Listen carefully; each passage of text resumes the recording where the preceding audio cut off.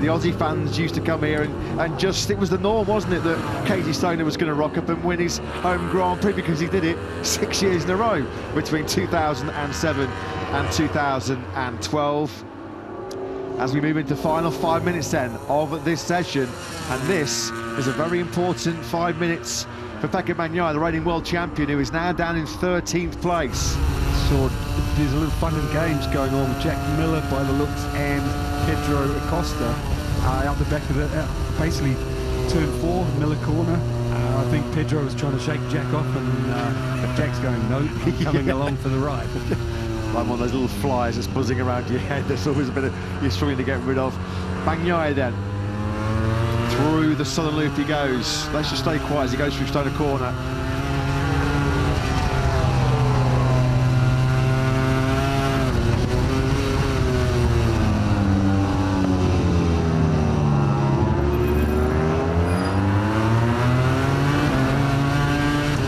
Yellow flag, sector 1.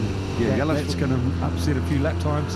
Thankfully for Bagnaia's sake, he's through. He had cleared that yellow flag. Let's look at our Comedy winner to see what might be causing that yellow flag. There's nobody gone down in turn 4, so it's certainly in the early part of the lap. It's in Doohan corner. That's a fast one, isn't it? That's Lorenzo Savadori. Doohan corner. That is rapid on the Trackhouse Aprilia. Down through 10 then goes Bagnaia. At the moment needs this big lap there. He's just come through on his great pal Marco Bezzecchi, who's had an excellent session himself as Bez on the 72 bike. He's second with a 127.958, just 3 rides in the 127s so far. Marquez, Bezzecchi and Martin. Where is this going to push Bagnaia?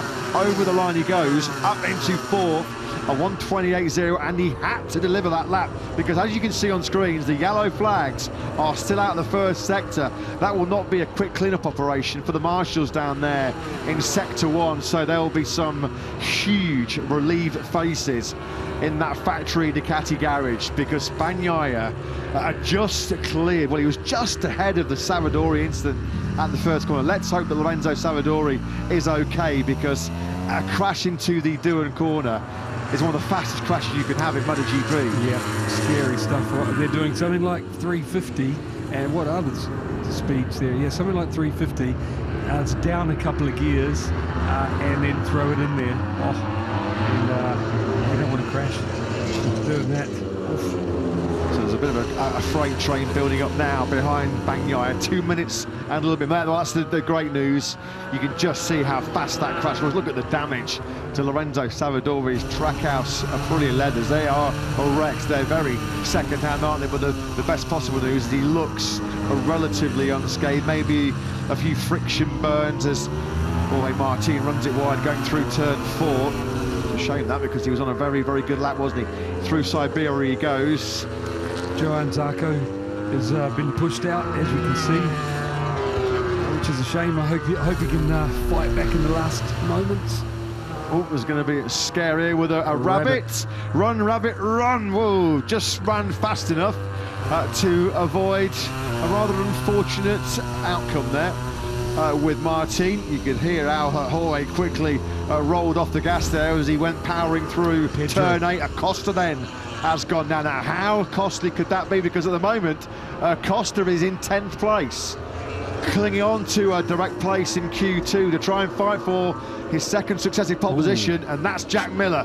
Jack Miller has gone down. This has not been a great ending to this practice session, and has it for the KTM group, as Pedro Acosta has gone down at Siberia, and that looks like a heavy one, doesn't it, for Jack Miller. So Acosta's been pushed out, as you were talking about, and Jack Miller's right on the edge. It's Fabio Quartararo on the factory Yamaha it is that's done the damage for Acosta. So Pedro Acosta will be ruining that late crash at Siberia. He won't know it right now, but it'll dawn him very, very soon that that crash here is going to dump him.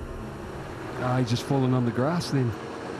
He must have, because well, that's on the outside of turn 4, isn't it? This is not at 6. Yeah, so sorry about that. We thought it was at Siberia, but that's actually on the exit of turn 4 for Acosta.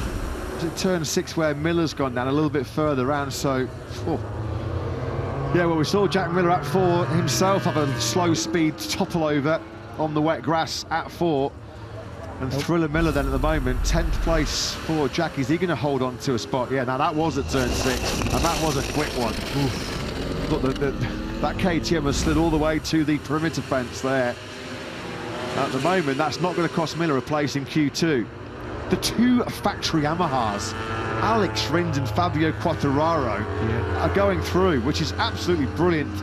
What a ride by those two. Enea Bastianini has taken the checker flag, third in the World Championship. The Beast will be in Q1 as well, because at best he's going to be 16th place. He really has missed out. I'd imagine, Simon, maybe more than one rider has been caught out by those late yellow flags here. Yeah, you did right.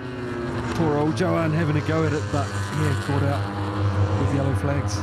So Acosta in Q1, no question, because we've seen him on the floor at turn 4. Morbidelli has just gone up into 8th place, so some late fireworks from the Italian, and of course what that means is it has dumped Miller. The home crowd hero, the Australian, also now in Q1. Morbidelli's late 128.320 relegates Miller down to 11th place. So the late spills for both Miller and Acosta really have bit those two hard. Two brothers at the top. Alex Marquez makes it a Gresini, Ducati and a Marquez brothers 1-2. Fabio Quartararo has now been pushed out as well. Alex Rins will on the factory Yamaha. We know how good Rins is around Phillip Island. Cast your minds back to 2022 where he won that absolutely incredible race here in Australia. Well, Alex Rins is 10th in that session. So many talking points in the last 5 minutes of the session.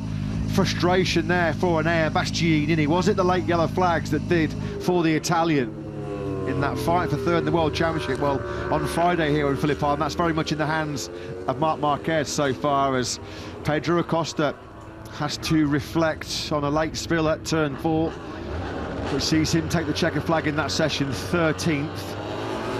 So Marc Marquez takes it from Alex Marquez, as in the practice start zone there. You can see Marc lighting up that rear tyre. 127.770.